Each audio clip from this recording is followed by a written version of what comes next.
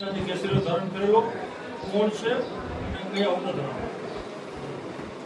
આપની અંદરથી બોટાદ શહેરના પ્રમુખ અહુભાઈ, તેમના મહામંત્રી સહિત તેમની ટીમ, ઉપપ્રમુખ, વિધાનસભાના જે આપના સંગઠનની અંદર જે કાર્ય છે તેમાં વિધાનસભા સંગઠન મંત્રી એવા અનેક કાર્યકર્તાઓ આજે ભારતીય જનતા પાર્ટીની અંદર જોડાણા છે. નરેન્દ્રભાઈની પ્રત્યે જેમને વિશ્વાસ રાખ્યો છે, નરેન્દ્રભાઈની જે કાર્યશૈલી છે તેના પ્રત્યે વિશ્વાસ રાખ્યો છે અને અમે પણ આ મોદી પરિવારની અંદર તેમનું હૃદયપૂર્વક સ્વાગત કરીએ. મયુરભાઈ, ઇન્ડિયા ગઠબંધનના ઉમેદવાર આપના અહીંથી ઇલેક્શન લડી રહ્યા છે ભારતીય જનતા પાર્ટીના કેન્ડિડેટ સામે. હાલ આપના સંગઠનના જ્યારે આ હોદ્દેદારો ભાજપમાં આવતા હોય તો કેટલો ફાયદો થાય લોકસભાની બેઠકમાં? તો આપના જે કાર્યકર્તાઓ જે ભારતીય જનતા પાર્ટીની અંદર જે જોડાણા છે તેનાથી પાર્ટીને પણ ખૂબ ફાયદો થાય છે. પણ ગત એક વર્ષના જે આપના ઉમેદવારનો જે આ વિસ્તારને જે કડવો અનુભવ થયો, કાર્યકર્તાઓને કડવો અનુભવ થયો, તે જોઈ અને આજે આપના કાર્યકર્તાઓ ભારતીય જનતા પાર્ટીની અંદર પૂરા વિશ્વાસથી જોડાઈ ગયા. મયુરભાઈ, વેલકમ પાર્ટીમાં કોઈ કમિટમેન્ટ કરેલું છે ખરું? ના, એવું કોઈ કમિટમેન્ટ નથી. તે લોકોનું જે આ વિકાસ રથ છે તેની અંદર આપે જોયું છે, તે લોકોએ પણ જાહેરની અંદર એવું કીધું છે કે આ નરેન્દ્રભાઈને જે કામ કરવાનો, જે આ વિકાસનો રથ ચાલી રહ્યો છે, જે યજ્ઞ ચાલી રહ્યો છે તેમાં અમે આહુતિ આપવા માંગીએ. ઓકે, પાડી અને કેસરીઓ ધારણ કરેલો આપમાં આપની શું જવાબદારી હતી અને આપની સાથે અન્ય કોણ કોણ હોદ્દેદારો જોડાયેલા?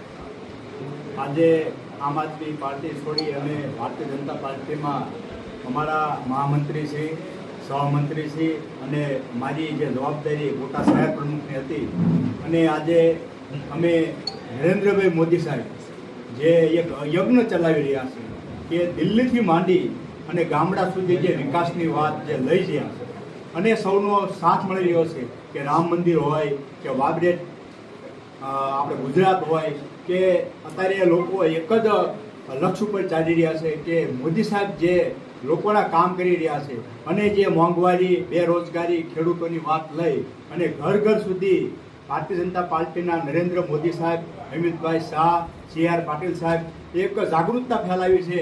એટલે આજે અમે આમ આદમી પાર્ટી છોડી અને ભારતીય જનતા પાર્ટીમાં સેવાકીય પ્રવૃત્તિ કરવા માટે આજે અમે જોઈન થયા છે. કલુભાઈ, અરવિંદ કેજરીવાલ દ્વારા અનેક વાતો, અનેક વચનો હતા, તો એવું તો શું કારણ કે કાળુભાઈ સાથે તેની ટીમના લોકો આજે આપને છોડી અને ભારતીય જનતા પાર્ટીનો કેસ?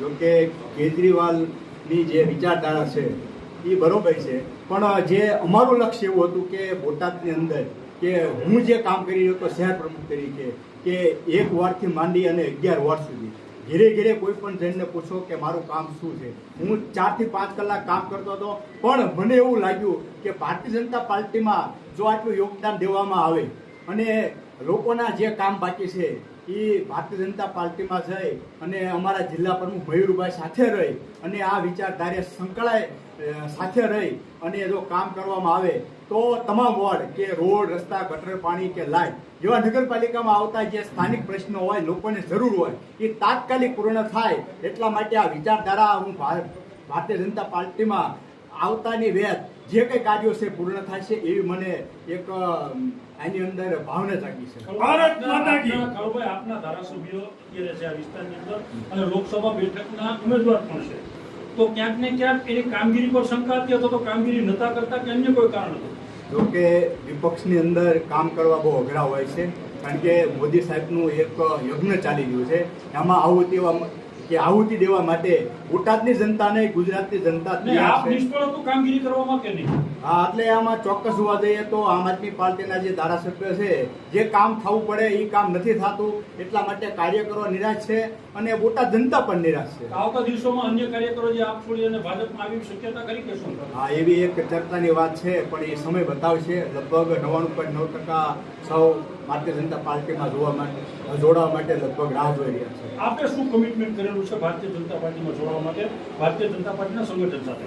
જોકે કમિટમેન્ટ મારું કંઈ નથી, કારણ કે સૌનો સાથ અને સૌનો વિકાસ જે ચાલી રહ્યો છે એની અંદર, કારણ કે મારું કામ એવું છે કે લોકોની સેવા કરી, એટલે મેં કોઈ કમિટમેન્ટ નથી કર્યું. ભારતીય જનતા પાર્ટીનો વિકાસ છે એ વિકાસ જોઈને હું આજે પાર્ટી જોઈન કરી છે.